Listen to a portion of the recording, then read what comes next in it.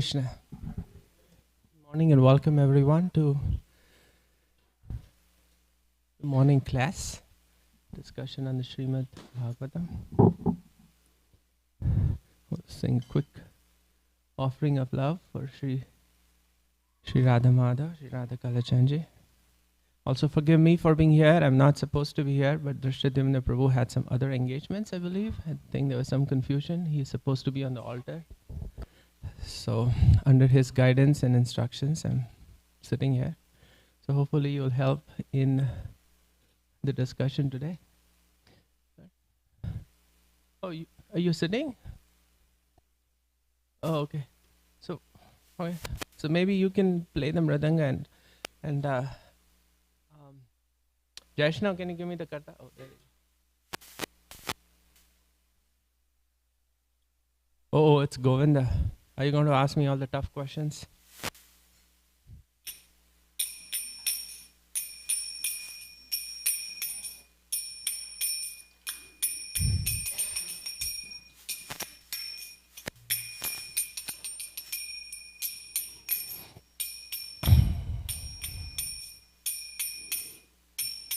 Jai Radha Madhava Kunja Bihari Gopi Jana Vallabha Girivardhare.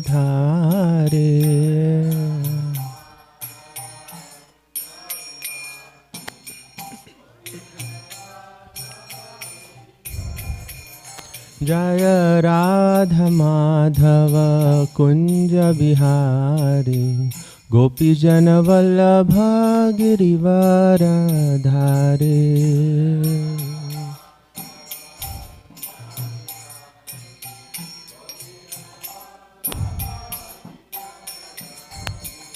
Yashodanandana Braja Janaranjana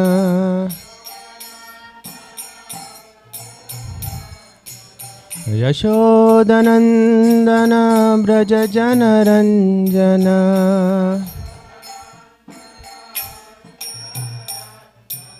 Yamuna Tiravanachare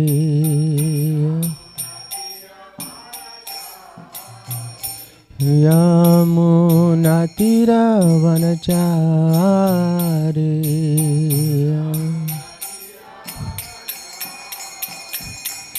Jai Radha Madhava Kunja Bihari Gopi Jana Vallabha Girivardhare.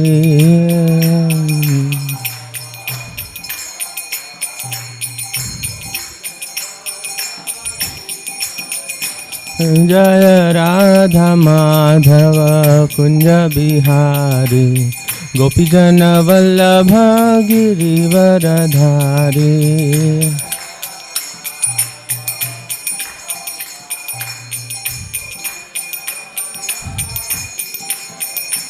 Yashodanandana Braja Janaranjana Yashodanandana Braja Janaranjana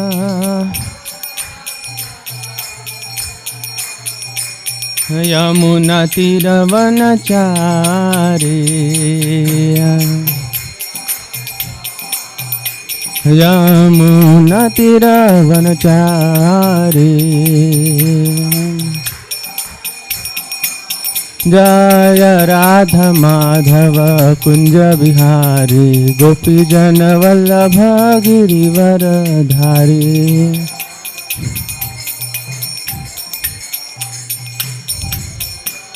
Jaishnav, focus. Jai Radha Madhava Kunja Bihari Gopi Jana Vallabha Girivardhare.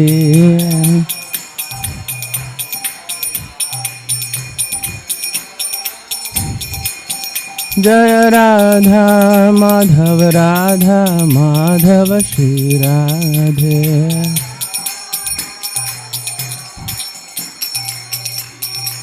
Jaya Radha Kalachandji Radha Kalachandji Shri Radhe.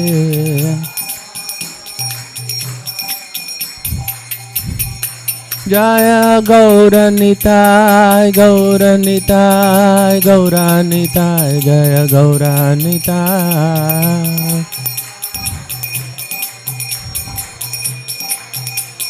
Jaya Jaya Prabhupada, Prabhupada, Prabhupada, Jaya Prabhupada.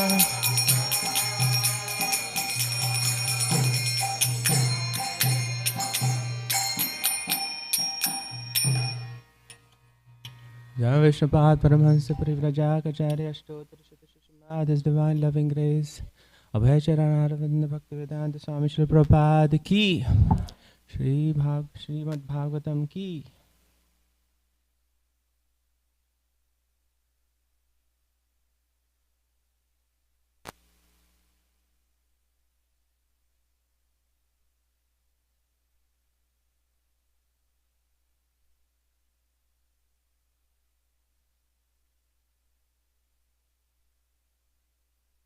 Please repeat. Let's take a deep breath. Jaishna, Govind, deep breath.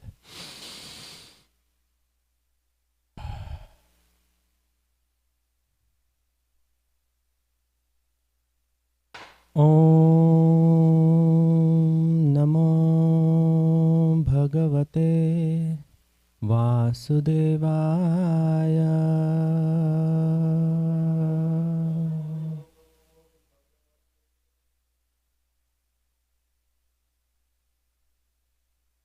Om Namo Bhagavate Vasudevaya.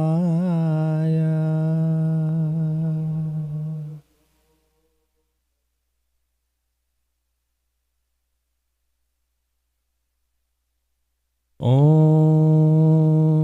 Namo Bhagavate Vasudevaya.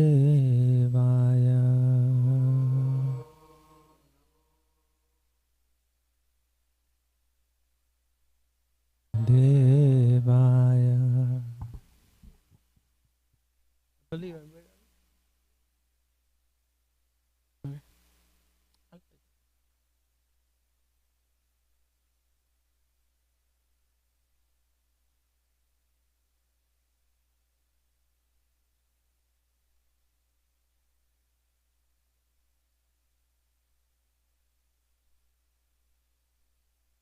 We are on 40, correct?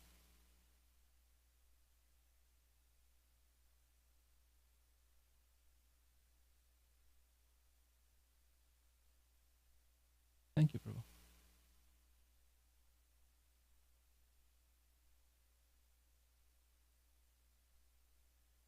We're reading today from Srimad Bhagavatam, Canto 6, Chapter 2, text 40 through 49, and the focus verse is 43.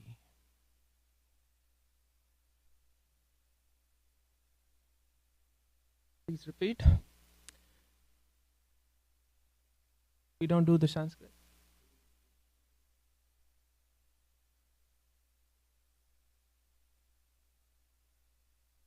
Okay. So we'll read the translations from 40 onwards. In Hardwar, Ajamil took shelter at a Vishnu temple, where he executed the process of bhakti yoga. He controlled his senses and fully applied his mind in the service of the Lord. Ajamil fully engaged in devotional service. Thus he detached his mind from the process of sense gratification and became fully absorbed in thinking of the form of the Lord.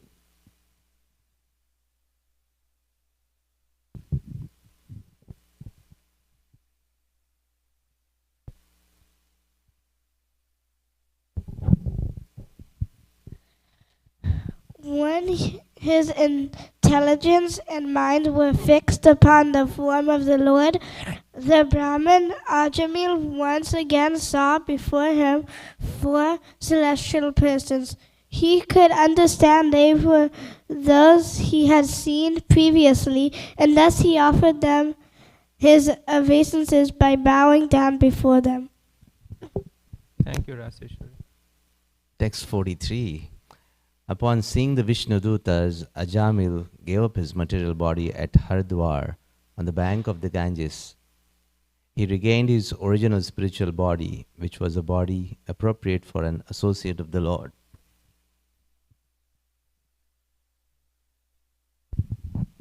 Accompanied by the order carriers of Lord Vishnu, Ajamil boarded an airplane made of gold. Passing through the airways, he went directly to the abode of Lord Vishnu, the husband of the goddess of fortune. Ajamil was a Brahmana who, because of bad association, he gave up all Brahminical culture and religious principles, becoming most fallen. He stole, drank, performed other abominable acts. He even kept a prostitute. Thus, he was destined to be carried away to hell by the order carriers of Rasraaj, but he was immediately rescued simply by the glimpse of the chanting of the holy name Narayan.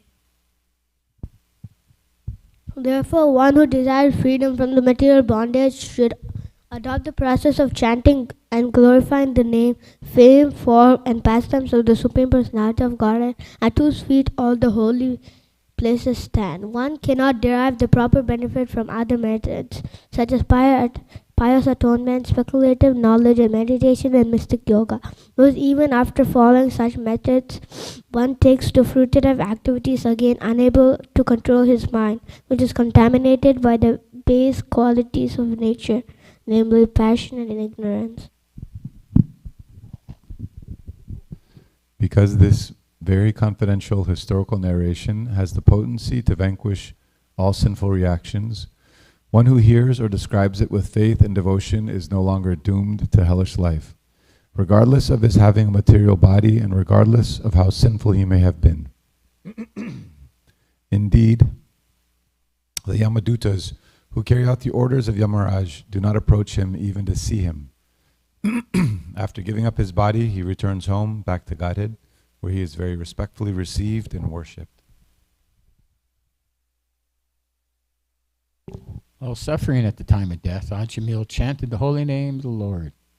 And although the chanting was directed towards the sun, he nevertheless returned home back to Godhead.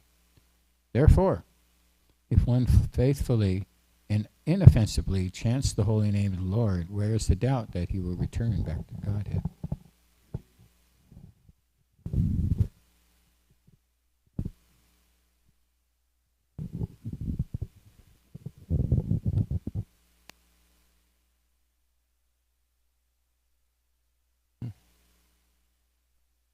Okay, we come back to text 43. Please repeat.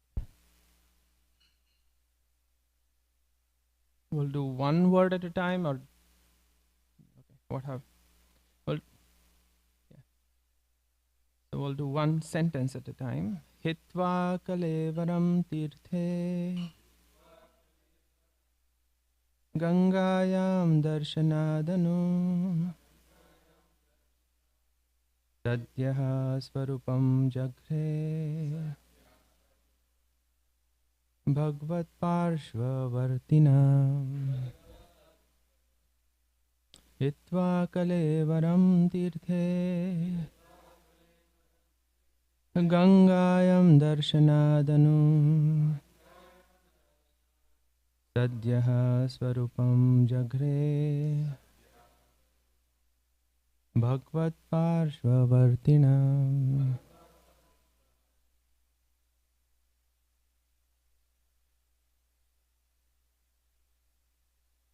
Hitva kalevaram tirthe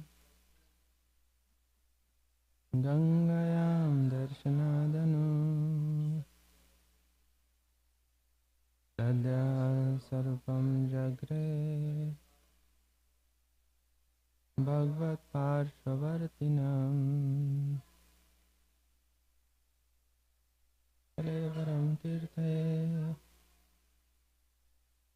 Gangayam darshanadanu Sadhyaha sarupam jagre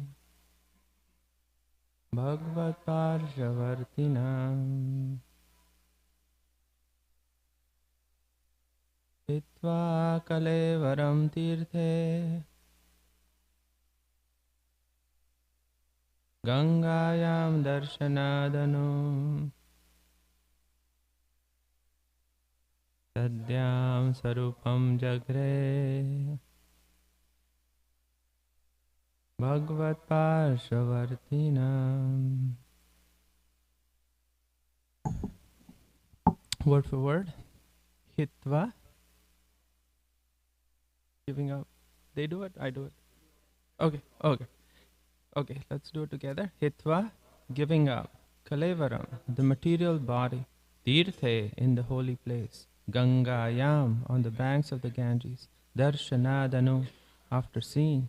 Sadhyaha, immediately. Swarupam, his original spiritual form. Jagre, he assumed. Bhagavad Parshavartina, which is fit for an associate of the Lord. Translation also together. Translation, everyone. Upon seeing the Vishnu Dutas, Ajamil gave up his material body at Hardwar on the bank of the Ganges. He regained his original spiritual body, which was a body appropriate for an associate of the Lord. Purport by His Divine Loving Grace, Abhayacharana Ravinda Bhaktivedanta Swami Prabhupada. The Lord says in Bhagavad Gita 4.9, Janma karma cha me divyam evam yo tyakta naiti. One who knows the transcendental nature of my appearance and activities does not, upon leaving the body, take his birth again in this material world, but attains my eternal abode. O Arjuna, the result of perfection in Krishna consciousness is that after giving up one's material body, one is immediately transferred to the spiritual world in one's original spiritual body to become an associate of the Supreme Personality of Godhead. Some devotees go to Vaikuntha Loka and others go to Goloka Vrindavan to become associates of Krishna. Om Ajnanatimirandhasya Jnananjana Shalak Chakshush Unmilitanena Tasmai Shri Gurave Namah. Born in the darkness of ignorance, and the spiritual master opened the torchlight of transcendental knowledge.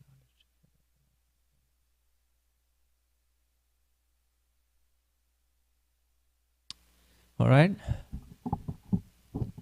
This is wonderful. Ajamil's going back to Godhead. He went up.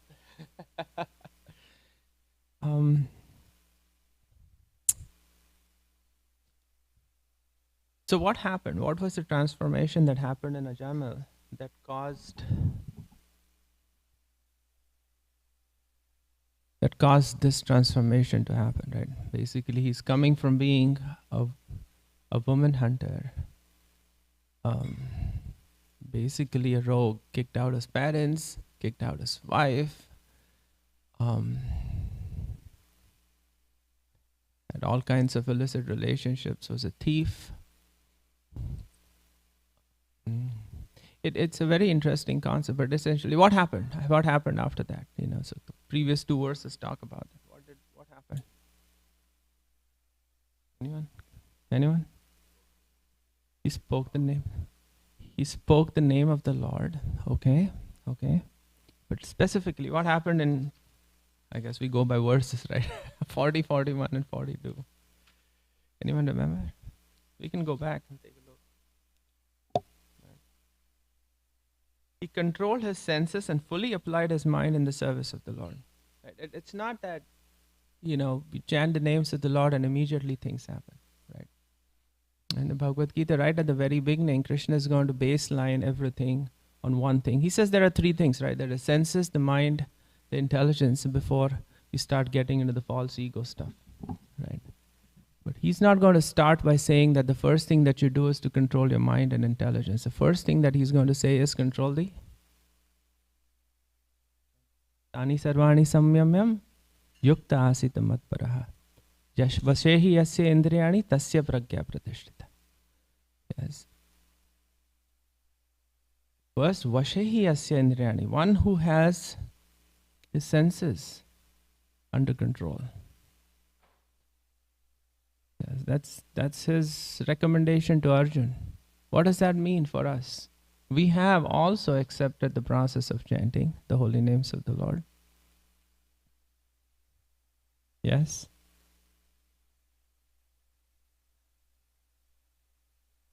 So what does that mean in terms of controlling senses?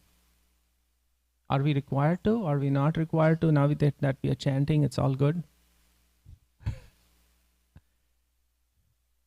What does it mean to control the senses? Let's go in that direction a little bit and then come back. Any thoughts on that? What does it mean to control the senses, Govinda? Nainanvita? Brinda? Are your senses? And what are the senses? We'll just get back to the basics. What senses do we have?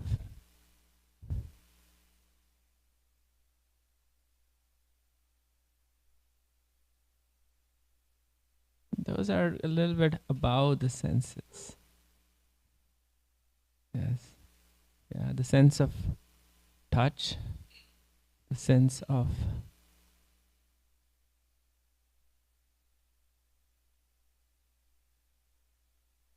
so these are our 5 senses. Primary 5 senses, and then there is the 6th sense, which is the mind. Yes, Ishvara Sarva Bhutanam Vriddesha Arjuna Tishtati. Manashashrani Indriyani Prakriti Sthani Karshati. Yes, that Krishna says that everyone is, all these living entities are my parts and parcels. But under the control of the senses and the mind, one is karshati. One is suffering. Are we suffering because of our senses and mind, or are we enjoying because of our senses and the mind? What's happening here? Any thoughts? A little bit of enjoyment and a whole lot of suffering. Who would take that? What kind of a person would take that? See, the thing is, we really sometimes, and this is, I'm speaking for myself, we really take this idea of controlling our senses very, very lightly. Right? The Podivyam Putrakaya Inasat. Yes, Rishabdev was talking to his sons. He said that the beginning of human life is when one starts to control one's senses, or actually perform austerity. And of course, Srila Prabhupada in the purport mentions that the austerities for us is the 4 regulative principles, primarily. And then, of course, the chanting of the holy names, which starts as an austerity and then goes on to become something very, very sweet. Which mode is that in? Something that starts like poison and then becomes like nectar. Mode of goodness, yeah, Sattva Gun. Yes. And as Tulsi Sakhi Mataji was mentioning, passion, whole lot of enjoyment, a little bit of enjoyment, whole lot of suffering. Yes. Initially it starts off with a little bit of enjoyment. Yes. After fasting for Srila Prabhupada's feast, let me just have an entire huge plate of prasadam and then suffer. Yes. You just wait till you're 50. Yeah. Even with prasadam. This might be very controversial, but even with prasadam, we should honor prasadam. Honoring prasadam is at a very different level. So we'll come to that in just 1 second. But the whole idea of the senses to be controlled is something that we have in our hands. Yes, on a practically in Kartik, several devotees take these vows to control their senses. Yes, I will not eat sweets. I will not do this, that, and the other. Yes. I will not speak lies.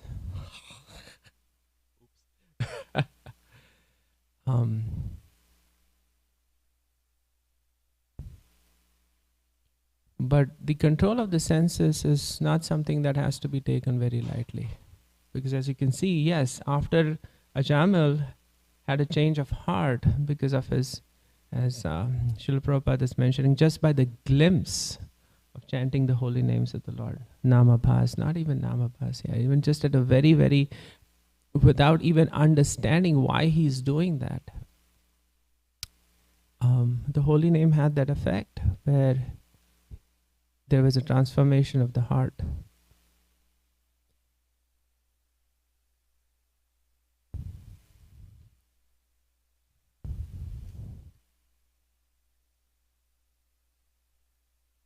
So, and without that transformation of the heart, the entire process of bhakti is purely a waste of time. Dharma svanustita pakuncha vishvakshena kathasuyat na notpadya dadiratim shrama eva hi kevalam. Yes. That if by the process of bhakti, by the process of following these dharmic principles, of regulative principles, the chanting of the holy names of the Lord, the worship of the deities, if you're not able to have a transformation of the heart and develop a genuine loving connection to the holy names of the Lord. Notpadya dadi ratim. Yes, rati is a very high stage. Shrama eva hi kevalam. Purely a waste of time. We may go on chanting for millions and millions of lifetimes and we may not get any place.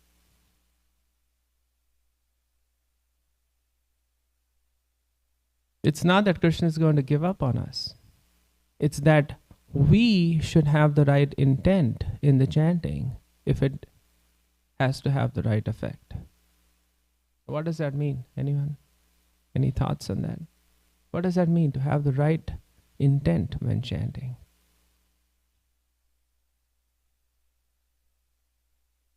Yes? To not have to gain anything material. Okay? Just to please Krishna. Very nice. Just to please Krishna, we chant the holy names of the Lord. Okay? Anything else? Be humble and sincere. The desire to be humble and sincere. Yes. It's not easy to have the desire to be humble and sincere. Yes. And those are seen, in the association of devotees, we can see that very, very nicely.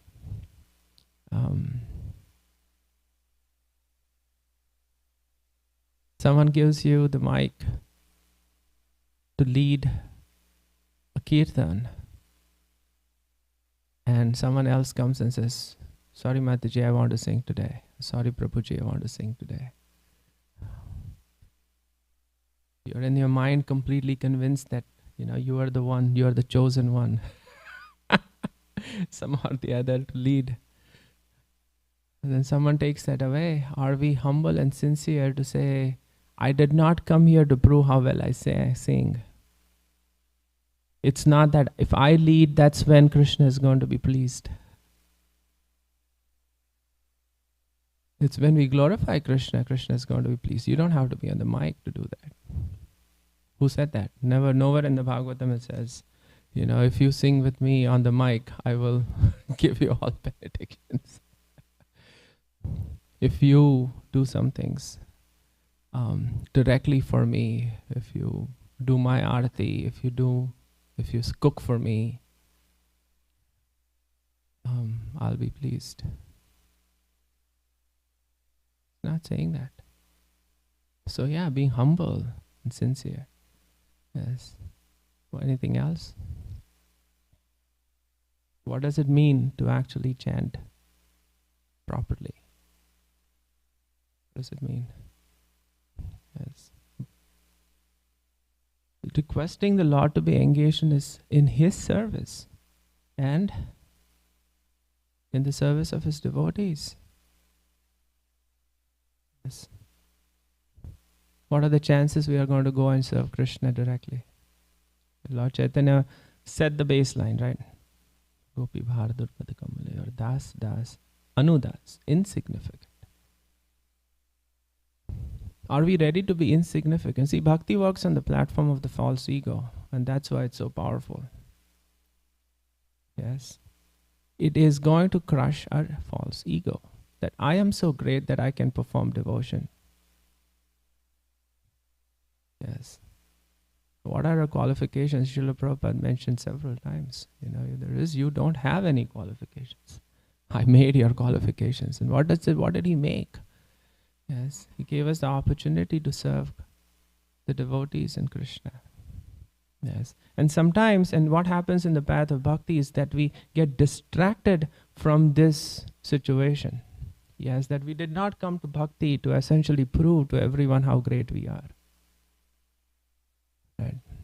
It's a difficult situation, and hence focusing on senses is important. Why? Because as soon as you focus on the senses, we'll realize how fallen we are. As soon as we see a samosa, phew! Yes. As soon as we see something that we really like, see something that is really nice to see. Yes. Shamkesha was saying one of his friends came to Krishna consciousness because all these beautiful girls. Yes. And over a period of time, the process purifies. Some come to Krishna just because there is nice prasadam to have. Some come to Krishna because the music is nice. Yes. Let's have some really nice music. Yes. The chanting is there. It's integrated as the baseline. It's the foundations. But really, are we doing it for the foundations, for really, really attracting Krishna? Or are we doing it because we really like the prasadam and like the nice music? And sometimes we like the peace and the relief that it gives us. Yes. Sometimes we like it because, I'm here now. I can get nice prasadam. I can speak some nice philosophy. I don't have to take anxiety. I just go sit in one place and chant the holy names of the Lord. Not really, go through all that stress. Listen to nice music. Yes. But is that bhakti? What do you think? Is that bhakti? Yes, Krishna is going to try to, as Tamal Krishna Maharaj several times says, Krishna is going to try to pull you out of the comfort zone. We try to force ourselves into comfort zones. Yes, want to perform bhakti comfortably. Now, I'm not saying kill yourself either. Right? But to really do a little bit more than what is expected. Just a little bit more than what is expected. And hence I come back to the senses. Yes. A little bit more than what is expected. Yes. Srila Prabhupada mentioned that by the controlling of the tongue is always chanting the holy names and to always have prasadam. And to never criticize devotees. Now that's the hard part. Yes. It's a very subtle thing.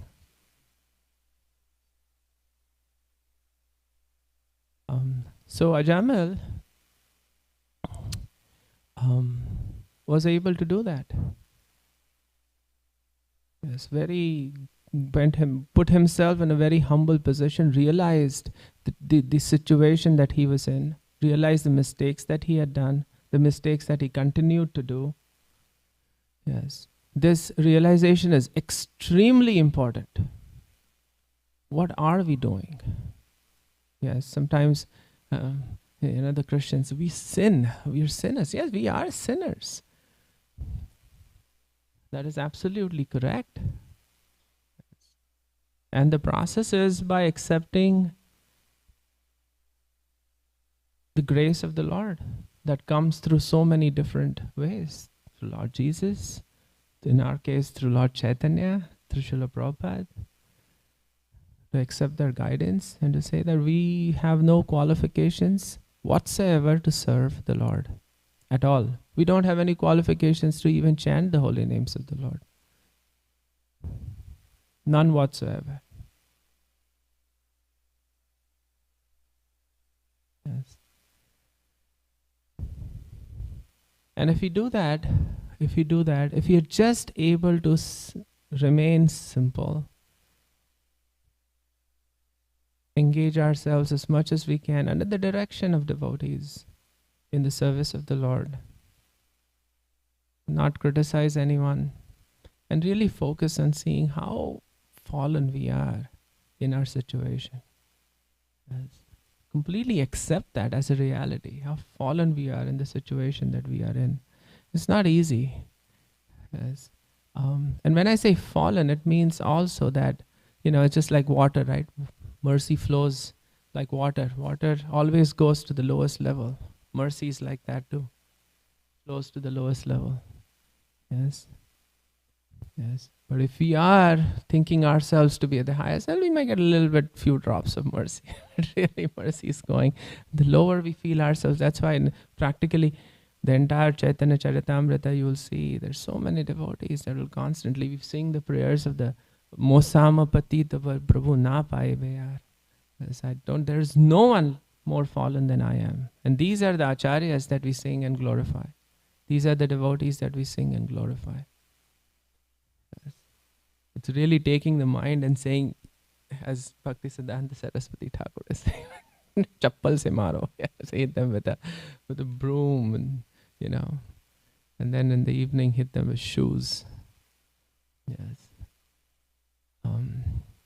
It's really going out of our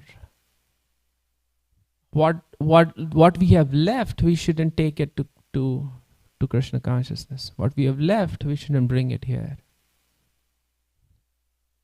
Right. And that disturbs us, that shakes us up, that wakes us up. Jiva jago, Gaura Chandra. Kotha nidra, jao maya, pisa chera kole. Yes, there is sleeping in the lap of Maya. Wake up, sleeping soul. Are we aware that we are sleeping in the lap of Maya? Yes. Now, the only way we essentially get out of it is we experience something higher, right? Immediately after the verse in the Bhagavad Gita, where Vashayam yasya indriyani tasya pragya pratishtita, Krishna is saying, Vishaya vinivartante niraharasya dehinam raso varjam rasopyasya param trishtva nivartate. Yes. That we actually let go of our lower tastes only if we experience a higher taste. Yes. And so when we are chanting the holy names of the Lord, we should be looking for an experience that is higher, and we should be appreciating those higher tastes. It's not a imposition, as Srila Prabhupada says in the introduction to the Hare Krishna Mahamantra. The chanting of the holy names is not an artificial imposition. It is something that is blooming from the core of the heart of the devotee. Yes. That experience is extremely sweet, but we get it only if we look for it. Yes. Have you seen Harry Potter? First one. Have you seen any? You guys must be like saints or something. Have you? What about? Do you remember the mirror of Erised? Yes, there is a mirror. Yes, remember? And then when you see in the mirror, it shows you your desires. Yes, it's Erised is the other way. If you pronounce if you pronounce Erised the other way around, what does it say? Govinda. Erised. If you turn that around, desire. It's called the mirror of Erised. Because it's actually reflecting your desire. Yes. It shows us basically what we really desire. And if you don't desire it, it's not going to show it to us. The same thing with the chanting of the holy names. If you're not desiring really the loving service of the Lord, the experience, the sweet experience of the loving service of the Lord. There is no higher taste that we will get, and we will struggle, and we will struggle, and we will struggle. Initially, the initial process of Krishna consciousness is very exuberant. It's really, really fun. Why? Because there's a lot of newness to it. Yes. And newness, this whole creative process is in the mode of passion. Yes. So we enter bhakti in the mode of passion. Oh, it's so beautiful. Oh, it's so nice. Devotees are nice to me. There's so much nice prasadams. There's so many nice things to do. I'm learning so many different things. And as soon as that newness goes away, what keeps us in bhakti is maybe a glimpse and an experience of Krishna that is far beyond everything else that we have seen. Yes. So look for that experience. And there is. It's like gems. Look for them. It's magical almost. Are we willing to look for the magic? Yes.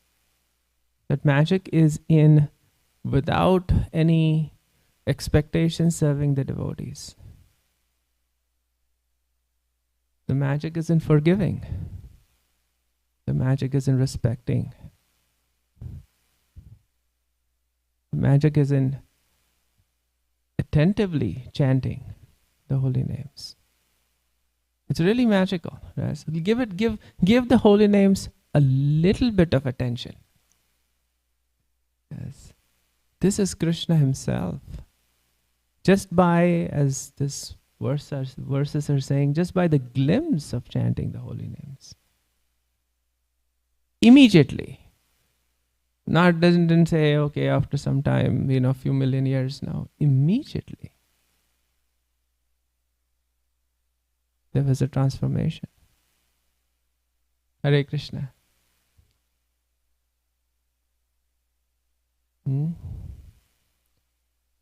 But are we willing to be attentive to accept that transformation?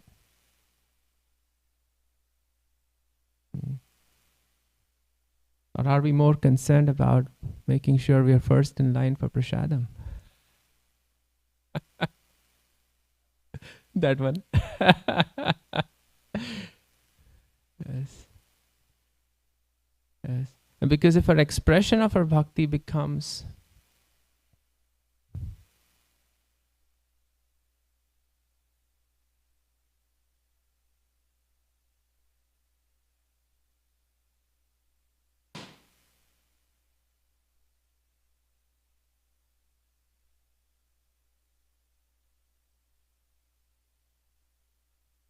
if the expression of our bhakti becomes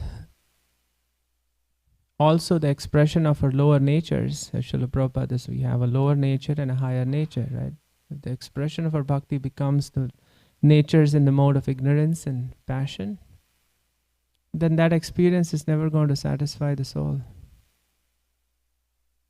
Yes, and then we leave. We leave Krishna. We don't have that experience. We leave Krishna. Or we become peripheral devotees. Have you seen that? We stay on the fence. We don't want to get in there. We don't want to take the process of bhakti seriously because I don't have an experience which is higher than all the experiences that we have in the external world. Yes. We cannot depend on Krishna. We cannot depend on the process of bhakti to make us happy.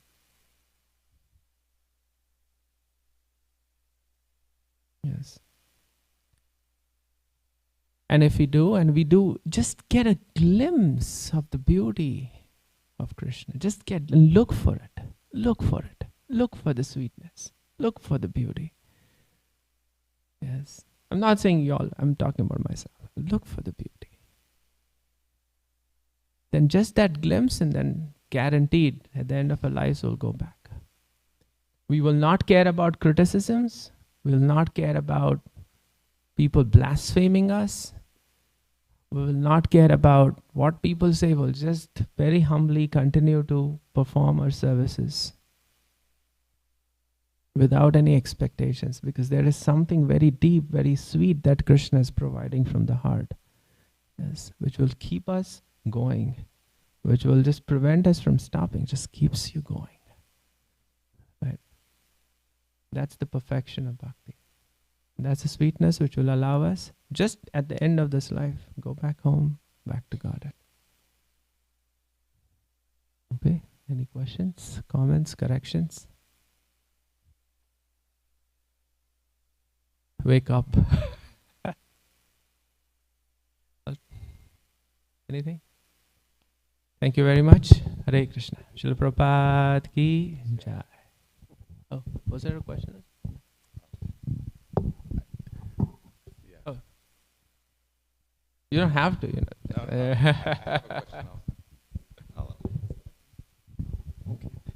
Thank you so much, Prabhu. This was a really important topic. Humility, yeah.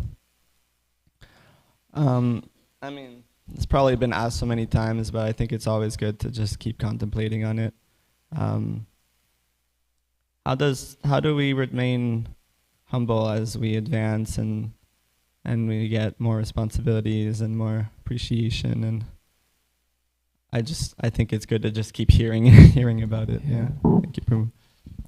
Humility is a very advanced stage of spiritual realization. It's an extremely advanced stage.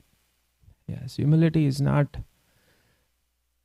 something, it's a part of a process. So the acharyas give several explanation. I think the initial part is to just be grateful. Yes, just be grateful. Even before being grateful, be a little bit courageous. Yes, abhayam. Yes, that don't fear, don't worry, be happy. That song, right?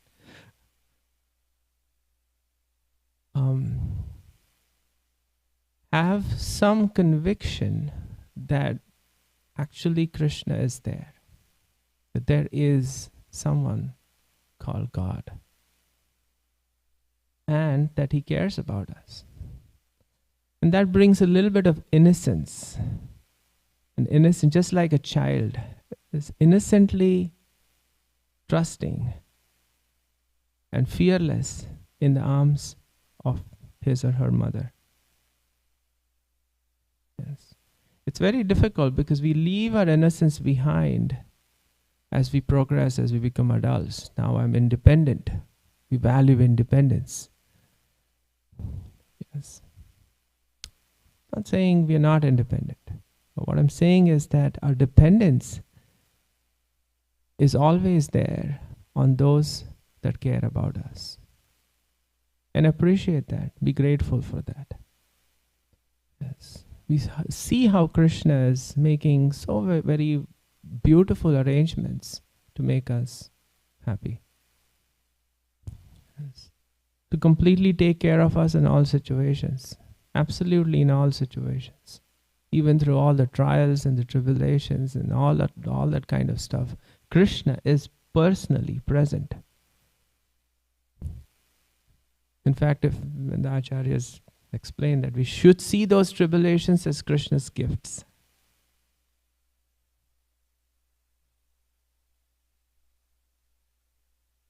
And when we see it like that, now that's a huge thing, right? That's not easy. That's definitely not easy. It might take years, for heaven's sake. It might take lifetimes before someone criticizes you and you're grateful for that person. Thank you. Thank you. Thank you for criticizing me. I deserve it. I deserve worse. Yes. And if you're grateful in that situation, then Krishna awards humility. Yes. We kind of not become proud of Janmeshwara Shruti Shrivi Edam Manamadapuman. Yes, that whatever situation that we don't become proud of being devotees. We feel ourselves lower than even the worst possible person on the street. Yes. In fact, even other species, as Krishna Das Kaviraj just explained, worse than the worm in the stool of a hog. You like that? Vaishnava is happy. Yes. Why are they saying like that? Because they're not lying. That's where their consciousness is. But then they are grateful that they're able to do any service for the Lord. Yes. So while they're doing the highest of service, they feel themselves the lowest of people. And hence, what is the differential? The grace of the Lord, the grace of the devotees. So we are grateful in all situations. That is the beginning of humility. Yes. That is the beginning of humility. And we look for those opportunities where we are criticized and we say, thank you. The mind will be like, yes. And Krishna kicks us exactly where it hurts. If you think, oh, I do nice kirtan, and one day someone is going to tell me, man, that was terrible. And one day is going to tell you, don't do it. Yes. If you think that we are rich and famous, then Krishna is going to at some point of time tell you, your wealth is worthless. Or someone is going to neglect you completely. If you think you're a good administrator or a good cook or something like that, Krishna is going to kick you where it hurts. Look for those kicks and thank Krishna for it. Oh, because we get carried away. Yes. Edha mana madhapuman. We get, bewildered. Naiva hartam vidhatum vai tvam akinchana gochara. Yes. You are the property of the materially impoverished. Yes. That doesn't mean you lose all your wealth. It only means that you don't care about it. Does that answer your question? Yeah. Thank you, Prabhu.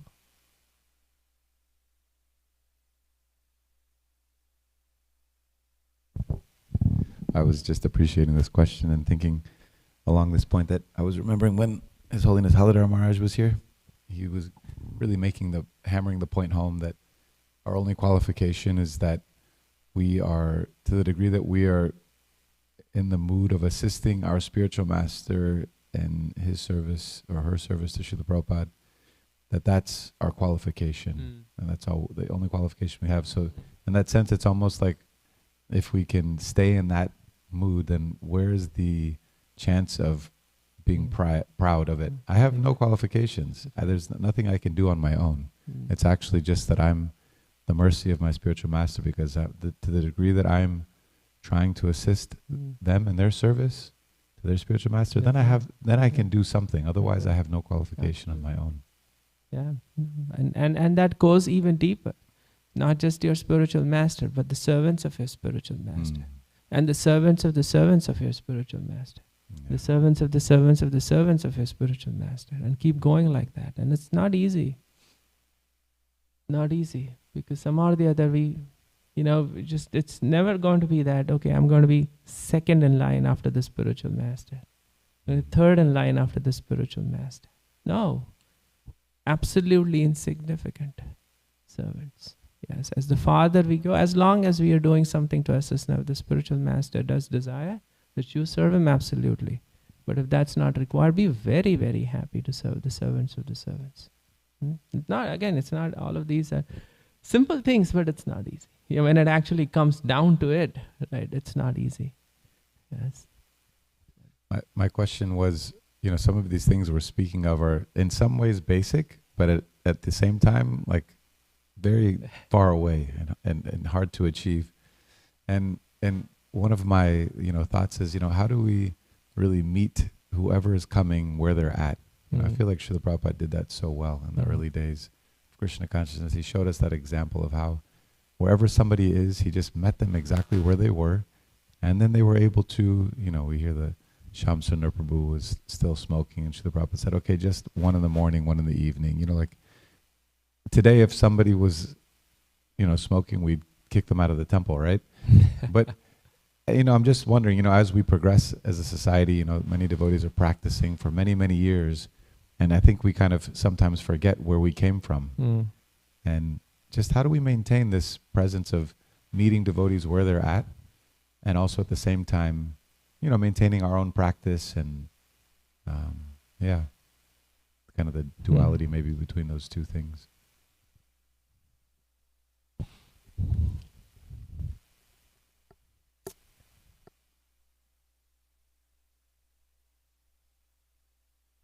from a there's a couple of things here, right? I mean, the first thing is that, especially in situations where you are in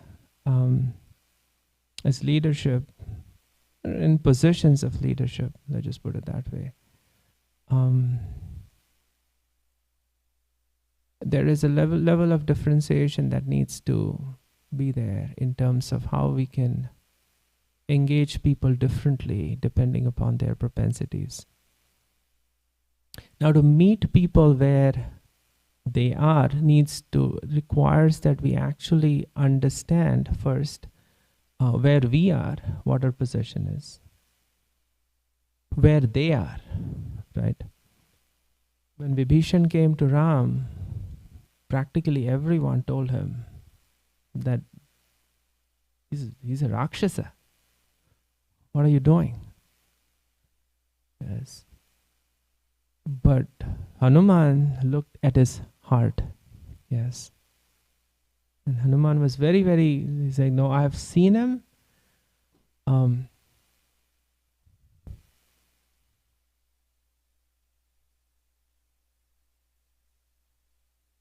I've seen him chant, and he's a genuine person. Now, how did Hanuman figure that out? And Jamavant, who's been the Lord's servant for millennia, Sugriva, Angada, so many other very nice devotees of the Lord were not able to recognize Vibhishan. Yes, because over a period of, as one gets deeper in one's expression of bhakti, one is able to see the heart of the person very, very genuinely. Yes, and see whether that person has the sincere, as Tulsi Sakhi Mataji was saying, right, is really sincere in progressing in bhakti, or are they in bhakti just for the frill benefits? Yes, or somewhere in the middle, right? And so to meet people where they are requires us to understand where they are, and that requires maturity, a lot of maturity. It's the situation of the Madhyam Adhikari in one sense, that they differentiate between those that are innocent and those that are inimical to Krishna consciousness, and they are kind of disregard those that are inimical, though they understand in principle that everyone is spirit soul. They will disregard. But those that are innocent, that are genuinely and sincerely wanting to take to Krishna consciousness, then with that maturity, we slowly understand what their situation, and then fan that spark properly. Yes. And it takes some time. And that's why we have our spiritual masters. We have the guidance of the Guru. We have advisors. Yes, we cannot basically, judge a book by its cover, for sure. Yes, but we are nowhere to judge anyone for that matter, right? So it's best to take the advice of those together. What do we think? How should we handle this person's situation? Yes, and over a period of doing that, we get the grace of Srila Prabhupada, we get the grace of Krishna, we get the grace of the Gurus, and we can somehow understand, okay, this is the right way of doing things. Yes. Another thing is that we have to let go of our false ego. We have to really put our false ego separately, our own self. We understand we have it. It's right there. It's, where we say, okay, I am going to manipulate this devotee because I need to get some things done. Yes, that's not really engaging a person where they are coming from. You'll have to let go of that a little bit. And sometimes some people are really good at certain things which may not be in line with what you are thinking, but that's fine. Yes. Or you can explain to that devotee, this is where I am, and I may not be the best person to engage you, but this is where your engagement, this is where your services will be most appreciated, and let that person then bloom in that situation and facilitate that the best we can. Oh, thank you, Nrsimharupa. Hopefully I answered your question.